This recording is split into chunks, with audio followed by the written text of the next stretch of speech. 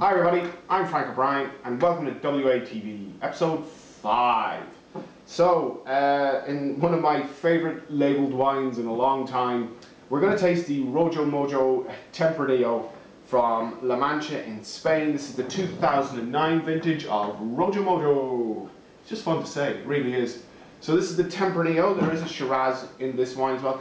And this is the first wine that we're tasting now that doesn't have a screw cap. One of the key things that people do like about the Rojo Mojos, as you can see, is the cork and the label match. And that's the same in the Shiraz, or the purple and the red, as they're being called at any of the tastings that I've brought them to. So, you know, we're very, very proud of this wine. It comes from La Mancha in Spain, which, if you can kind of picture Spain in your mind, in the middle of Spain, just down a little bit, La Mancha's in there. It's quite a big DO in Spain, produces an awful lot of wine, but the key thing is, obviously, you have to find a wine that over-delivers at the price, and we love this wine. We think at $8.99 suggested retail, it's an absolute cracker of a wine. It's gone down really, really well at any of the tastings that we brought it to already. So, you know, it's getting a big thumbs up and a good bit of buzz in relation to this wine as well. So this now is going to be, again, the reds that I'm tasting them in kind of well, it's a very specific order, but a stepped order. That the Tinto Pagos was the lightest of the three, then the NDV, or the Matavigron Rouge, is in the middle. This is a bit more full-bodied, so if you're more of an Australian Shiraz fan, or an Australian Cabernet fan, or just a bigger styled Rioja fan, this wine may be exactly for you. It's absolutely brilliant for the money. You know, again, lovely colour to this wine now. We've gone up another step in colour. I could see my fingers, but I could see less details. A lovely plummy cherry coloured wine, really, really nice. Again, the big glass is definitely needed for this one. This is that little bit more full bodied. And on the nose, there's just lovely soft plums, some raspberry, again, nice pepper and a touch of spice. This does cold maceration. Now that's a technical term in winemaking, but essentially what that does is it gives you more fruit.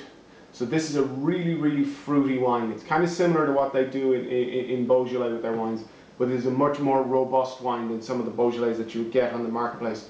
But it's also in stainless steel. There's no oak in this wine. So this is, if you're a fruit lover, these are the wines for you. It is absolutely fruit, and more fruit. But again, as we've mentioned in all of the videos, there's balance. There is really, really good fruit to this wine, but it's not over the top. The alcohol level at 13% is not over the top, and obviously with no oak, the oak can't be over the top either.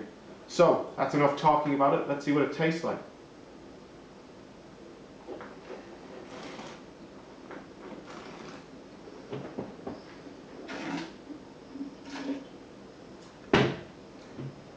And there's just gushes of fruit running through my palate now. So plums, raspberries, strawberries, you know, and there's a lovely sweet black cherry component on the finish of this wine. It really, really does finish out the wine very, very nicely. It's not, you know, this isn't going to be a big tannic wine in your mouth either. Again, like I said, it's fruit driven, you know, so there's just a nice mouthfeel to the wine. It's good balance when it sits on the palate. Cleanness and a freshness to the wine as well. You're not going to need to take a nap having drank this wine. Lovely wine with, for, you know, some nice pan-fried steaks, or you know, even a little bit of beef, you know, like a roast leg of beef or something. This would be great. Any of your roasted meats, this would work really, really well. So lovely fruit, cracking name, brilliant label, brilliant price.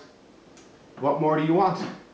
So that's it from this episode of WATV. Goodbye from me and goodbye from the Rojo Mojo, and we'll see you next time on WATV.